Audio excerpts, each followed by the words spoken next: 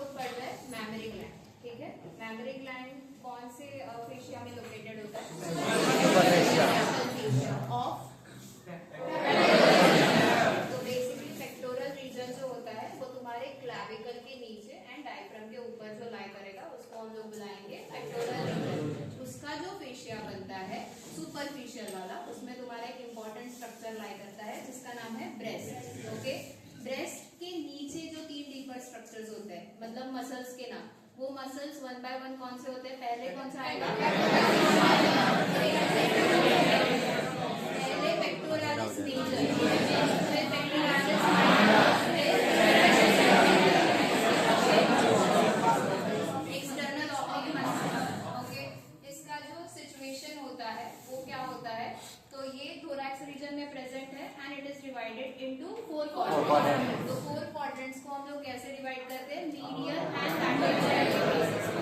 Medial में अपर and lower present होगा and lateral में अपर एंड लोअर प्रेजेंट होगा। उसके बाद एक एक्सटेंशन था जो कि एक्सिला में एक्सटेंड कर रहा था, उसको हम लोग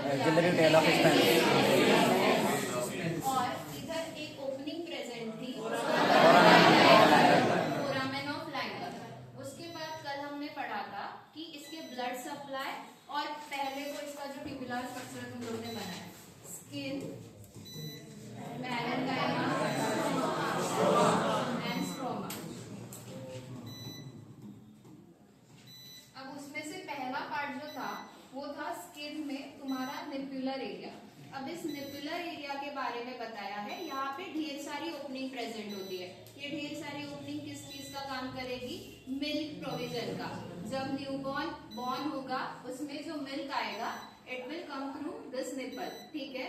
तो निपल के बाद उसके बाद एरियोला की बात हुई थी। एरियोला में हमने देखा था इस निपल के अराउंड एक एरिया था जो कि पिगमेंटेड था। पिगमेंटेड से तुमको क्या समझ